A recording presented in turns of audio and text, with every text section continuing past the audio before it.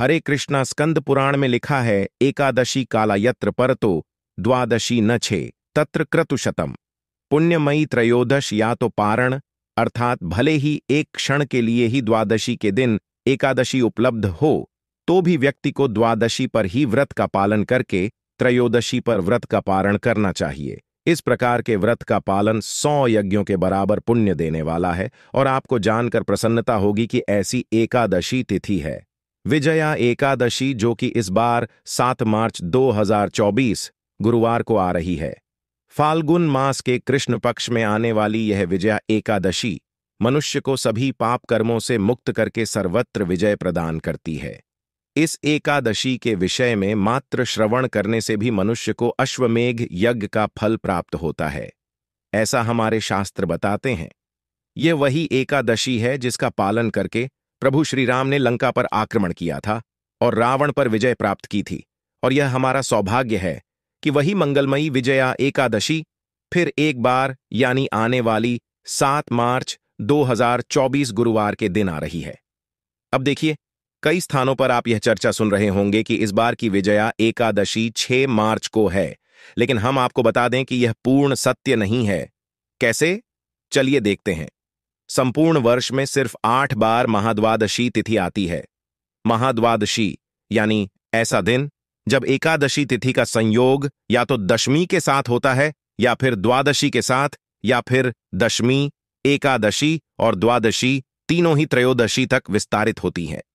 हमारे खगोल शास्त्र में ग्रहों और नक्षत्रों का इस प्रकार आवागमन सामान्य बात है। इसमें किसी को संशय करने की या फिर भयभीत होने की कोई आवश्यकता नहीं है। और जब ऐसी महाद्वादशी तिथि आती है तो पद्म पुराण के अनुसार सबसे अधिक पुण्य फल प्रदान करने वाली होती है। इस महाद्वादशी का पालन करने वाला व्यक्ति भौतिक और आध्यात्मिक दोनों ही जीवन में परम गति को प्राप्त करता है और हमारा सौभाग्य है कि इस वर्ष में ऐसा महत्वपूर्ण संयोग आ रहा है। विजया एकादशी के दिन यानी 7 मार्च 2024 गुरुवार को यह सत्य है कि इस बार एकादशी तिथि का प्रारंभ हो रहा है। 6 मार्च बुधवार के दिन प्रातः 6:30 और एकादशी तिथि पूर्ण होगी 7 मार्च गुरुवार के दिन प्रातः 4:13 पर और उसके बाद से 7 मार्च को ही द्वादशी तिथि प्रारंभ हो जाएगी। अब आप पूछेंगे कि जब 7 मार्च को द्वादशी है तो फिर 7 मार्च को एकादशी क्यों? तो जैसा कि हमने पहले आपको बताया कि इस बार आने वाली विजया एकादशी वास्तव में अत्यंत विशेष त्रिपुरुषा महाद्वादशी तिथि है और ऐसी महाद्वादशी तिथि वर्ष में सिर्फ 8 बार आती है। इसलिए प्रत्येक वैष्णव इन महाद्वादशी का पालन करते हैं और त्रयोदशी के दिन व्रत का पारण करते हैं।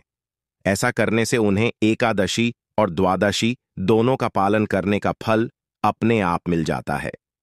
तो इस प्रकार 7 मार्च को जब हम एकादशी व्रत का पालन करेंगे तो इस दिन उत्तर भारत में ब्रह्म मुहूर्त का समय है प्रातः 5:10 और सूर्योदय होगा 6:46 पर।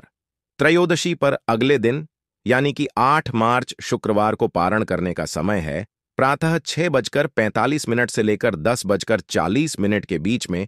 यह अत्यंत विशेष एकादशी व्रत है, इसलिए प्रयास करें कि इसका पालन संपूर्ण नियमों का पालन करते हुए करें। इस दिन के लिए कुछ विशेष तैयारियां कर लें और अपने व्यस्त जीवन में से अपनी आध्यात्मिक ऊर्जा को बढ़ाने के लिए कुछ विशेष समय भी निकालें। और अगर आप यह जानना चाहते हैं कि इस विशेष एकादशी का पालन कैसे करना चाहिए और उसके लिए क्या क्या विशेष तैयारियां करनी चाहिए, तो आज से आप अपने इस चैनल को सब्सक्राइब कर लीजिए, क्योंकि बहुत जल्द हम इस विजया एकादशी की संपूर्ण व्रत विधि का वीडियो लेकर आएंगे। तो हम आशा करते हैं कि इस वीडियो में हमने आने वाली एकादशी को लेकर शास्त्रों से जो संदर्भ प्रस्तुत किए हैं उसके आधार पर आपको बताया है। अब आपके मन में इस विजया एकादशी की तिथि को लेकर कोई संशय नहीं रहा होगा। अगर ऐसा है तो इस वीडियो को अपने परिवार के उन लोगों को और उन मित्रों को भी अवश्य शेयर करें जो कि सामान्य रूप से एकादशी व्रत का पालन करते हैं, ताकि इस बार की एकादशी की तिथि को लेकर उनके भी संशय समाप्त हो जाए। और क्या आप जानते हैं, हमें यह देखकर बड़ी प्रसन्नता होती है जब हमें आपके कमेंट्स मिलते हैं कि किस प्रकार आप हमारी वीडियो को देखकर पूर्ण श्रद्धा और नियम पूर्वक एकादशी व्रत का पालन कर रहे हैं। यह देखकर हमें अत्यंत संतुष्टि मिलती है कि हमारे वैदिक परंपरा के महान पर्व एकादशी व्रत का प्रामाणिक प्रचार करने का कार्य और इस प्रकार वास्तविक जन कल्याण का हमारा यह अभियान सफल हो रहा है। तो चलिए स्वयं भी इस एकादशी व्रत का पालन करते हैं और हमारे आसपास के लोगों को भी इसकी महिमा से अवगत करवाते हुए उन्हें भी एकादशी व्रत करने के लिए प्रेरित करते हैं। जय श्री कृष्णा। हर हर महादेव।